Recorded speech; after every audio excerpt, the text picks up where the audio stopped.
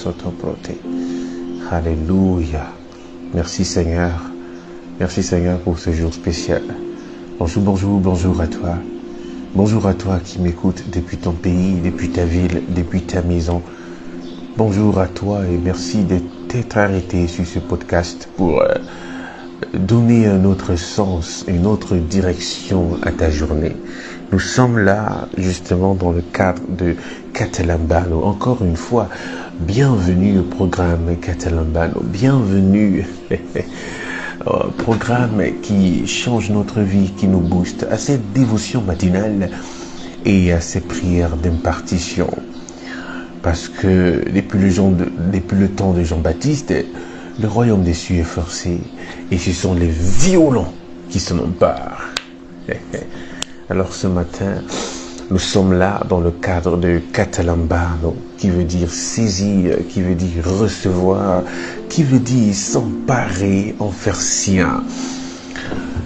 Et nous sommes là dans cette première semaine qui a pour thème Catalambano en personne. Nous sommes dans la première semaine de Catalambano, c'est pourquoi nous prenons le temps d'expliquer c'est quoi Catalambano, comment Catalambano, quelles sont les bases pour une vie de Catalambano. La première journée, nous avons introduit le grand programme Catalambano. Et la deuxième journée, on a parlé des bases, les fondamentaux. Aujourd'hui, on va parler encore des bases, partie de Catalambano. Parce que chaque semaine, nous aurons un thème à développer. Chaque semaine, on va parcourir, on va aller en profondeur doucement pour préparer nos esprits, pour nous introduire doucement dans la vision et la pensée de Catalambano. Pourquoi Catalambano? Pour booster nos journées. Pourquoi Catalambano chaque matin? Pourquoi écouter ce podcast? Pour nous donner un autre sens, un punch pour cette journée et pour toute notre vie. Chaque matin, habituer notre esprit à se nourrir de la parole, à éveiller nos esprits le matin, à être en alerte pour discerner ce qu'il faut pour nous en cette journée. Et pourquoi Catalambano? Pour faire le tri, savoir ce que je dois saisir, savoir ce que je ne dois pas saisir, pour ne pas être une personne qui absorbe tout, mais pour être quelqu'un qui absorbe le nécessaire, le juste nécessaire. Nous allons prier. Père éternel, merci. Merci pour ce jour spécial que tu as permis que nous puissions être là. Merci pour mon frère qui m'écoute. Merci de nous rassembler ce matin, nous avoir réveillés. La nuit a été longue, mais nous sommes debout. Et maintenant, nous sommes là pour écouter ta parole. Nous sommes là pour être remplis, pour être nourris de toi. Nous sommes là pour grandir avec toi. Seigneur, ouvre notre esprit maintenant et donne-nous de toi. Remplis-nous, donne-nous la force de Catalambano, le message de ce matin, au nom puissant de Jésus. Donne-nous la grâce et cette force de marcher avec toi, vainqueur et victorieux, au nom puissant de Jésus. Prends le total contrôle ce matin. Prends le total contrôle, Saint-Esprit. Et à la fin, je te promets toute la gloire.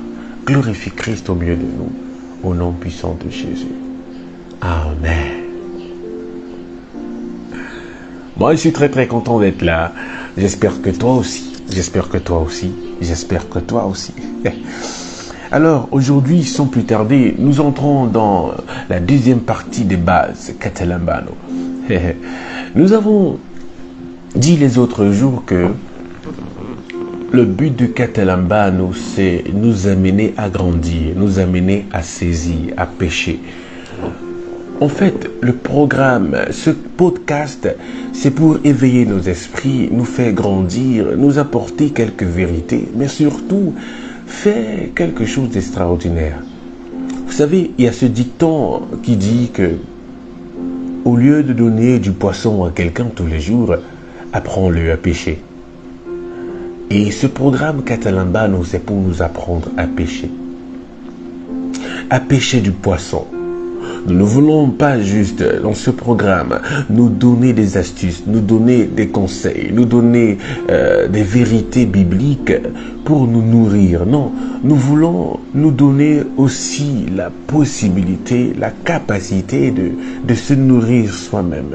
C'est pourquoi Catalambano. Catalambano, nous avons défini dans les bases, ça veut dire saisir. Ça vient aussi de la même famille que lambano, qui veut dire saisir. Ça vient aussi, ça ressemble un peu à dekomai, qui veut dire recevoir, saisir, qui veut dire recevoir, accueillir. Les trois mots veut dire recevoir, mais catalambano veut dire saisir avec force, s'emparer d'une chose, s'approprier la chose.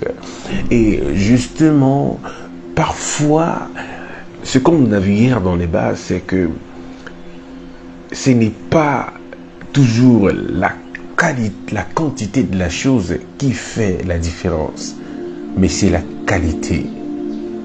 Vous savez, il peut y avoir des personnes disposées à vous donner. Il peut y avoir des personnes autour de nous disponibles à nous impacter. Des personnes autour de nous, des coachs, des mentors, des pasteurs, des leaders qui sont prêts à donner d'eux pour nous faire grandir. Ces grandes personnes, ces personnes d'influence et d'impact que Dieu a mis à notre côté pour nous amener à grandir, pour nous impacter et tout. Ils peuvent être assez pointilleux, mais ce qui fera la différence, ce n'est pas ce qu'ils auront à nous dire, ni ce qu'ils auront à nous donner, mais c'est la façon avec laquelle nous allons recevoir ce qu'ils vont nous donner. Il y a des personnes autour de toi qui veulent t'impacter négativement. Mais lorsque tu as compris Catalambano, lorsque tu as compris comment saisir, tu comprends aussi comment ne pas saisir ce que tu ne dois pas saisir. Tu peux aller quelque part, tu écoutes une parole ou tu écoutes des choses qui ne sont pas là pour te nourrir ou te bâtir, mais pour te détruire. Quand tu connais la puissance de Catalambano dans le saisir, tu connais aussi la reverbe. Savoir saisir ce qu'il faut et savoir mettre de côté ce qu'il ne faut pas. La Bible nous dit, quand Paul s'adresse, il dit, soyez comme ces Béréens là. Les Béréens qui écoutent la parole de Dieu, qui écoutaient les apôtres prêcher. N'absorbez pas tout n'importe comment, mais allez eux-mêmes chercher. Donc ce que nous voulons ici à Catalambano, ce n'est pas seulement vous nourrir, vous gaver des choses, non. Pas seulement vous donner des vérités, non. Mais aussi vous amener à chercher, vous amener à grandir spirituellement et à devenir des personnes solides et des personnes matures. Le problème maintenant de l'Église, c'est que l'Église est bourrée de personnes qui reçoivent seulement, est bourrée de personnes qui disent je reçois, je reçois, je reçois. Mais au fond, ils ne reçoivent pas.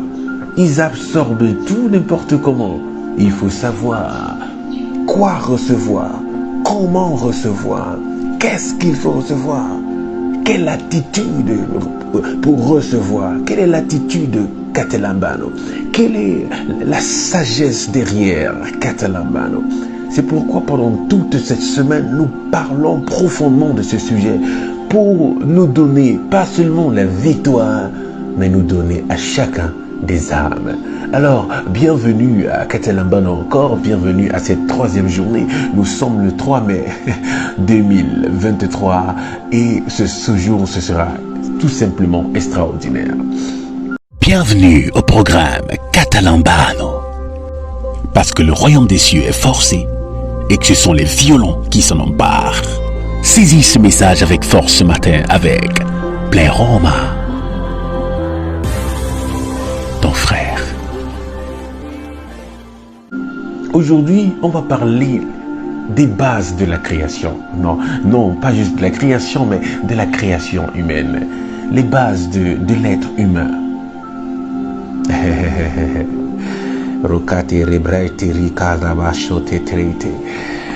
Est-ce que vous savez que l'être humain est multidimensionnel? L'être humain a des possibilités, des capacités inouïes, des choses que Dieu a mis à l'intérieur de lui qui ne sait même pas encore.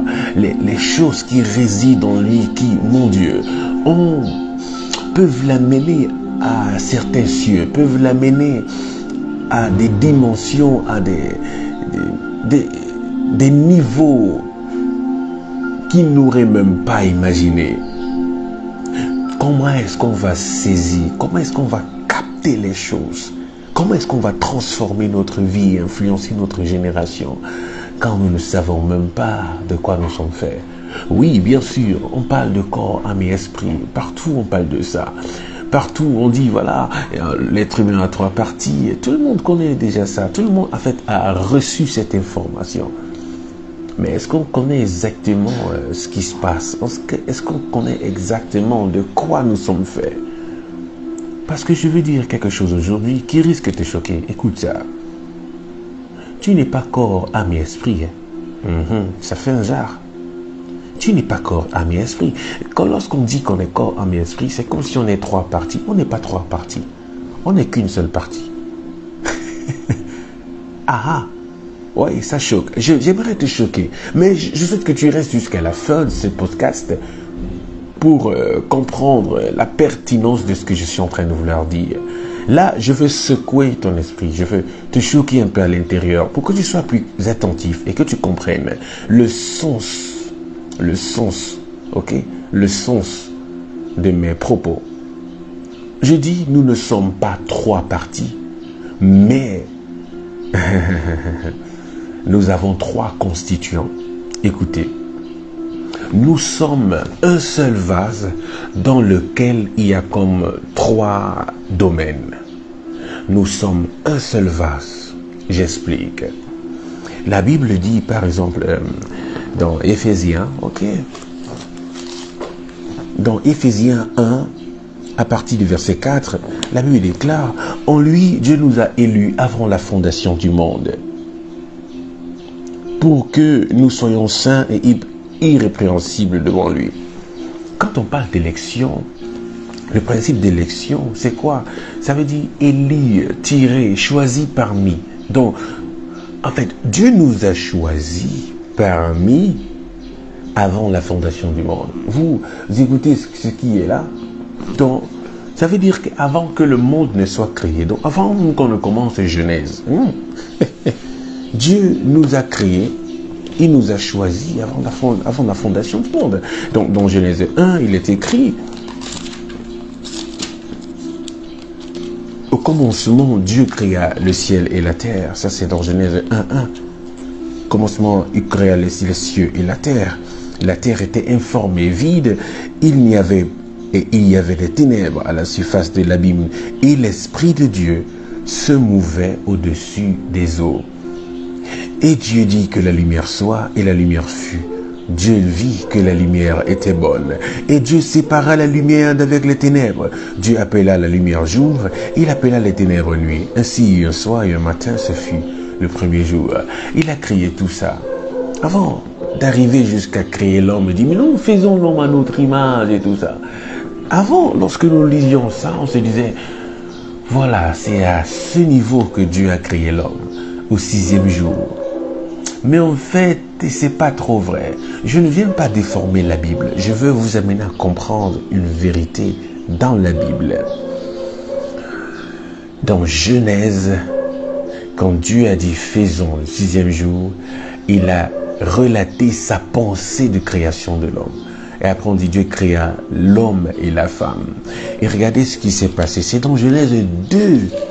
C'est dans Genèse 2 qu'on advient à une forme. C'est ça, c'est dans Genèse 1, verset 26.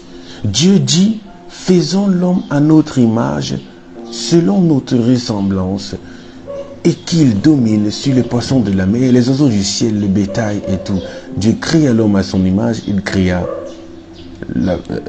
l'homme et la femme, et Dieu les bénit. Regardez, Dieu a fait tout ceci, ok. Dieu a fait tout ça.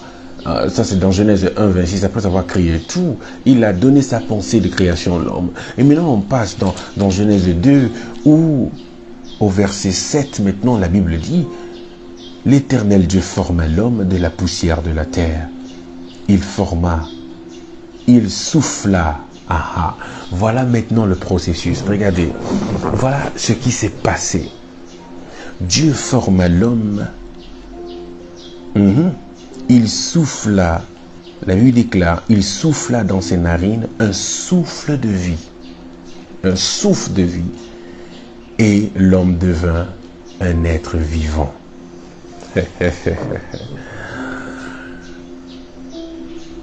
L'homme est devenu un être vivant. En fait, Dieu a établi des principes. Il a créé les cieux. Au niveau de la création, l'origine, il a créé les cieux et la terre. Mais quand on lit Éphésiens 1, verset 6, et beaucoup d'autres versets qui parlent de ça, on comprend que Dieu nous connaissait avant que tout ça ne commence. On comprend que avant que Dieu ne crée les cieux et la terre, il nous connaissait. Donc nous étions déjà créés et Dieu nous a choisis. Maintenant, avant la fondation du monde, nous avons été élus. Dans Jérémie 1 aussi, au verset 5, Dieu s'adresse à Jérémie. Il lui dit, avant que je ne t'eusse formé dans le ventre de ta mère, je te connaissais. Ah, ok. Ça veut dire que je te connaissais avant que tu ne sortes du ventre de ta mère. Donc ça veut dire que tu étais déjà connu. Ça c'est un. De deux, avant que tu ne fusses sorti de son sein, je t'avais déjà consacré. Comment? Ça veut dire que je t'avais connu, je t'avais consacré. La consécration veut dire mettre une chose à part, veut dire sanctifier quelque chose, veut dire accorder une valeur, dédicacer la chose. Donc ça veut dire que tu existais d'abord et il t'avait consacré. Et c'est pas fini. Et avant que tu ne fusses sorti de son sein, je t'avais consacré, je t'avais établi prophète des nations. Ça veut dire que non seulement Dieu te connaissait, deuxièmement, Dieu t'avait consacré, troisièmement, Dieu t'avait établi. Il t'avait établi dans un domaine avant de t'envoyer sur la terre. Ah, les vérités commencent à sortir. Donc, avant qu'il ait créé la terre, nous sommes là. Et Dieu est un Dieu méticuleux. C'est quelqu'un qui, avant de faire quoi que ce soit, prépare tout. Il ne pouvait pas envoyer l'homme sur la terre tant qu'il n'avait pas préparé la terre. Il fallait qu'il fasse d'abord l'homme, ensuite il prépare l'homme. Où est-ce que l'homme va aller? Et c'est comme ça. C'est ce qui se passe. Regardez, avant de s'aimer, avant de poser les graines dans un chantier, dans un terrain, on prépare la terre bien sûr, mais on ne prépare pas la terre avant d'avoir les semences. Les semences existent déjà. C'est parce que les semences existent qu'on peut maintenant labourer la terre en ayant dans la pensée que on va prendre la graine de maïs, on va prendre les concombres, on va prendre les pommes, on va s'aimer. Mais les graines existent déjà. Il faut juste préparer la terre.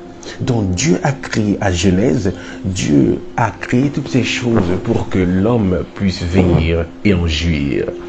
Donc nous ne sommes pas juste, le corps que nous avons n'est qu'une forme que Dieu a voulu qu'on ait sur la terre. Et cette forme est à l'image de Dieu. Cette forme est à l'image de Dieu. Ce qui se passe, c'est quoi? Pour comprendre même les bases de Catalambano encore, parce que tu ne peux pas Catalambano recevoir seulement si tu ne te vois que fait de chair. La Bible déclare dans Genèse 2, verset 7 que Dieu forma l'homme. Il a formé. Donc, ce qui fait la constitution de l'homme sur la terre, c'est le corps qu'on possède. Dieu a créé, il y a ce qu'on appelle des lois spirituelles pour régner sur la terre. Pour régner, c'est un principe divin. Pour régner sur la terre, il faut être un être humain. Un esprit n'a pas le droit d'être sur la terre. Un esprit n'a pas le droit d'opérer, d'agir sur la terre. C'est impossible. C'est donné aux hommes. La terre est donnée aux hommes. Mais maintenant, qu'est-ce qui fait l'homme? La particularité de l'homme, c'est que Dieu l'a créé esprit. Parce que nous venons de Dieu. Et si nous disons que nous sommes enfants de Dieu encore, c'est que nous sommes nés de l'Esprit. Nous sommes nés de l'Esprit. C'est la parole qui le dit dans Jean.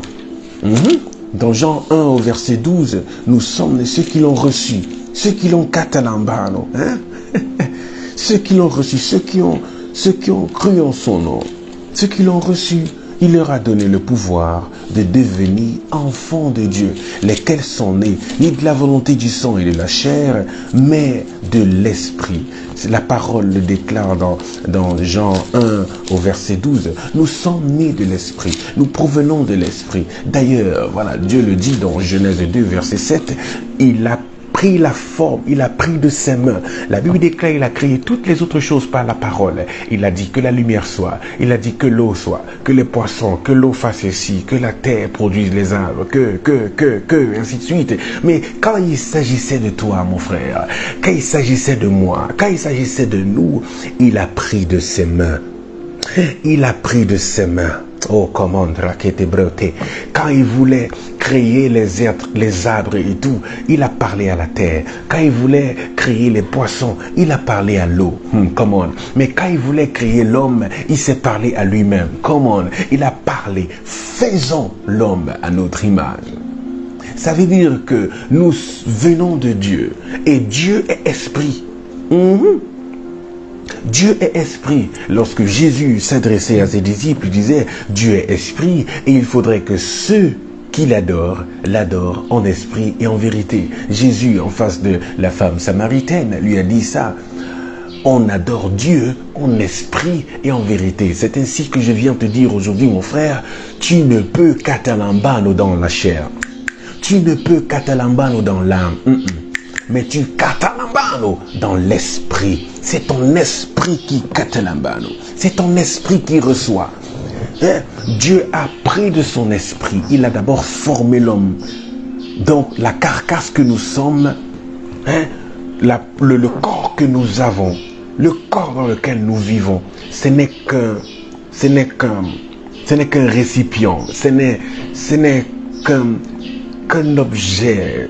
Ce n'est qu'une coque, mais le véritable nous est bien plus que ça. Qu'est-ce qui fait la particularité de nos voitures? Qu'est-ce qui fait en sorte qu'une voiture puisse se déplacer? Et je crois que ceci donne la fin un peu de tout. Le Saint-Esprit m'a révélé ça. Un jour, quand je rentrais chez moi, je me tiens devant mon portail, il me dit, Joël, regarde la voiture qui est devant. C'est comme ça que l'être humain est. En fait, Dieu nous a créé esprit. C'est pourquoi Christ est venu. Christ est venu pour rétablir l'ordre des choses. Quand Adam a péché, toute l'humanité a péché et a perdu corps, esprit, âme et corps, a perdu ça. Quand Dieu a créé la forme de l'homme, il a soufflé dans son esprit et la fusion de l'esprit et du corps, ça a créé l'âme. C'est pourquoi nous sommes esprit. Nous possédons une âme et nous vivons dans un corps. En fait, quand on dit qu'on est corps, âme et esprit, ça ne veut pas dire qu'on est trois parties divisées en trois, corps, âme et esprit. Ça veut dire que quoi? Quand on meurt, ça veut dire qu'on perd une partie de nous? Non, on ne perd pas une partie de nous. Parce que tout de nous est esprit. Maintenant, on possède une âme. Ça veut dire qu'on a la capacité. Dans l'âme, il y a quoi? Il y a la volonté. On a la capacité d'avoir une volonté. Dans l'âme, il y a l'intelligence. On a la capacité de raisonner, de réfléchir. Dans l'âme, il y a l'émotion. On a la capacité de sentir les choses. Mais nous sommes esprits. Nous possédons une âme et nous vivons dans un corps. Nous vivons dans un corps. Oui, oui, oui. Nous vivons dans un corps. Quand le Saint-Esprit m'a donné l'illustration de la voiture, il m'a dit, Joël, la voiture, la carcasse, toute la forme, toute la coque là, c'est ça notre corps. Mais on dit souvent, ne dit-on pas souvent que la voiture c'est son moteur? En fait, quand on dit que la voiture c'est son moteur, c'est pas vraiment son moteur, c'est ce qu'il y a à l'intérieur du moteur. Parce que la voiture, la coque, c'est notre corps. Le moteur, c'est notre âme Et l'essence, c'est notre esprit. La voiture sans essence le moteur sans essence ne peut pas tourner. Et la voiture sans moteur ne peut pas rouler. Donc, l'élément central, c'est l'essence. Ce qui fait même la voiture, là, c'est l'essence. Tu vas avoir une très très belle voiture, un très bon moteur. Il n'y a pas d'essence, ça ne roule pas. Ok? C'est très important. Aujourd'hui, j'établis ces bases de corps, âme et esprit pour que tu comprennes que tu n'es pas trois parties, non, mais à l'intérieur de toi, il y a comme trois contenants, il y a comme trois possibilités, il y a comme trois dimensions. Et c'est pourquoi Dieu voudrait que nous travaillions dans l'esprit. C'est pour ça qu'il a dit que ceux qui l'adorent doivent l'adorer en esprit et en vérité. Il a mieux dit encore que si nous vivons dans la chair, nous accomplissons pas les désirs de l'esprit. Parce que les désirs de la chair sont contraires à ceux de l'esprit. La chair combat avec nous. Pourquoi? Parce que le péché a affecté la chair.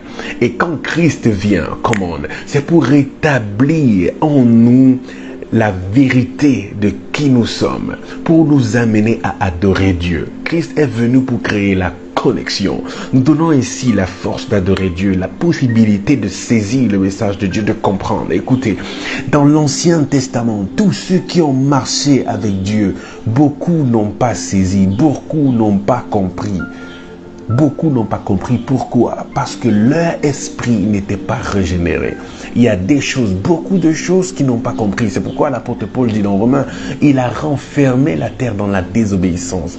Donc il y a comme un vide dans lequel l'homme était, ne lui permettant pas ainsi de comprendre les choses de Dieu. Parce qu'on ne peut comprendre les choses de Dieu que dans l'esprit. Et c'est pourquoi Christ est venu pour nous restaurer. La restauration n'est pas nous remettre ce que nous avions perdu, mais la restauration, c'est nous donner ce que nous étions censés avoir, nous remettre là où nous étions censés être. Donc, je décrète et je déclare sur ta vie ce matin au nom de Jésus, tout ce que l'Esprit a dit sur toi, tout ce que Dieu a dit sur toi va s'accomplir. La Bible déclare l'homme dans son cœur des projets et ce sont les desseins de Dieu qui s'accomplissent. Je prie afin que tous les projets que Dieu a mis sur toi s'accomplissent et que tu reviennes au plan que Dieu avait établi pour toi au départ. Que tu reviennes dans cette conscience de ton esprit. Que tu reviennes à ce niveau de conscience là, que tu n'es pas n'importe qui. Tu n'es pas juste la chair. Tu n'as pas ces faiblesses de la chair ne doivent pas avoir le dessus sur toi parce que tu es au-dessus. Tu as la capacité avec Christ en toi d'avoir le dessus sur ta chair, le dessus sur ton âme, parce que tu es esprit, tu possèdes une âme, tu as la possession de ton âme, tu peux en faire ce que tu veux. Quand la Bible dit garde ton cœur plus que tout, c'est parce qu'il veut que tu possèdes ton âme, que tu ne laisses pas n'importe qui entrer dans ton âme, t'affliger. Ne permets pas que quelqu'un vienne et te fasse être en colère. Que quelqu'un vienne dans ton âme et t'amène à avoir des émotions que tu ne veux pas avoir. Que quelqu'un t'énerve pour rien. Non, laisse les gens t'engueuler, laisse les gens te mépriser, laisse les gens faire tout ça. Mais toi, possède ton âme. Malgré ce qu'ils font, je restais tranquille. Malgré le fait qu'on m'humilie, je restais tranquille. Je garde mon âme parce que c'est de là que proviennent les sources de la vie. Garde ton moteur, mon frère. C'est pourquoi parfois quand le moteur a des problèmes, il faut aller fouetter le moteur. C'est pourquoi il faut entretenir le moteur avec l'huile de moteur pour que ça ne s'engraisse pas. C'est pourquoi parfois il faut de temps en temps renouveler. C'est pourquoi en Christ, comme on est comme dans un renouvellement continuel. C'est pourquoi la parole dit ne vous conformez pas. Ne faites pas comme tous les autres moteurs. Ne faites pas comme tous les autres esprits. Ne vous conformez pas au siècle présent. Mais soyez transformés par le renouvellement de votre intelligence. C'est pourquoi au fur et à mesure on se renouvelle, au fur et à mesure on met de l'huile de moteur pour entretenir, comme l'apôtre Paul dit, ne vous enivrez pas de vin mais soyez remplis d'esprit. C'est pourquoi on se remplit de l'esprit de Dieu, on donne une autre forme, une autre couleur à notre esprit, l'esprit de Dieu avec notre esprit. Comment ça donne de la qualité à notre essence. Et ainsi, nous pouvons impacter le monde parce que notre esprit a pris le dessus sur notre âme et sur notre corps. J'aimerais maintenant que tu fasses avec moi cette confession de foi. Tu n'auras qu'à répéter après moi. Père éternel, merci pour ce thème Catalambano que tu me donnes et pour ce que tu me donnes de comprendre que je suis esprit et que c'est mon esprit qui doit avoir le dessus sur mon âme et sur mon corps. Merci parce que je suis quelqu'un de nouveau. Merci parce que en Christ je suis régénéré. Merci parce que en Christ je suis une nouvelle personne. Je reprends la véritable forme de ma création. Quand Dieu m'a créé esprit, il a soufflé son esprit en moi. Père, je prie, afin que cet esprit prenne le dessus sur mon âme et sur mon corps. En Christ, je domine sur mon être. En Christ, je domine sur mon âme. En Christ, je domine sur mon corps. Je suis fort parce que Christ est en moi. Il est ma force. En Christ, j'ai prié. Amen. Si tu as fait cette confession de foi, alors Dieu t'a écouté. Dieu t'a amené à grandir. Dieu a créé quelque chose en toi ce matin. Et j'aimerais te dire encore, partager avec toi cette pensée du jour. Écoute. Nous sommes des esprits qui possédons des âmes et qui vivons dans un corps. Ok? Il faut que tu le saches, que tu es un esprit, tu possèdes une âme et tu vis dans un corps.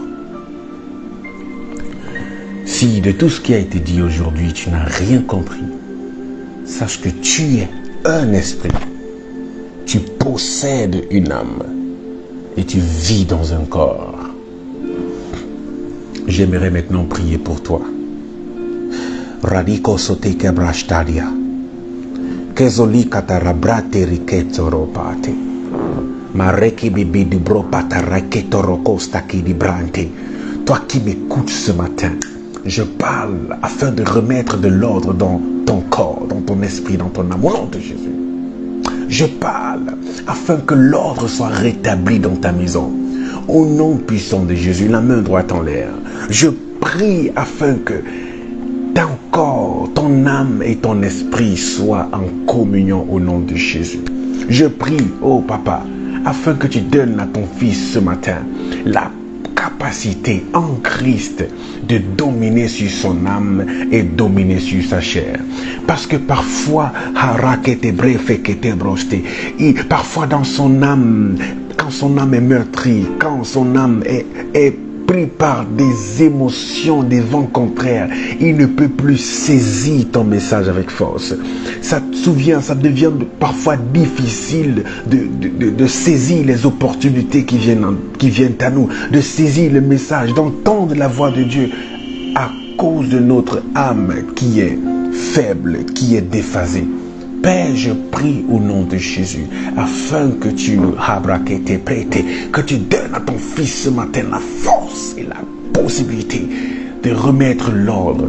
Seigneur, rétablis l'ordre dans son corps, dans son être, rétablis l'ordre dans notre être. Que l'esprit prenne le dessus, que l'esprit prenne le dessus, que l'esprit prenne le dessus, que l'esprit prenne le dessus au nom de Jésus.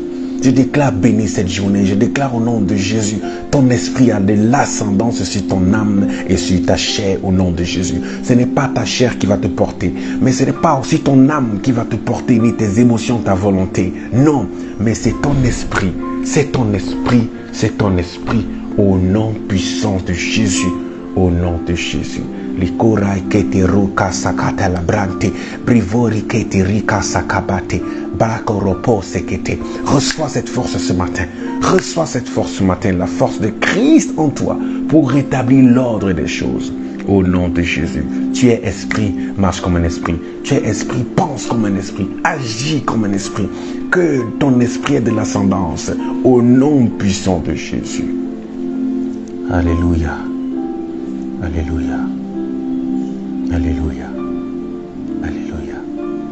C'était pleroma. ton frère.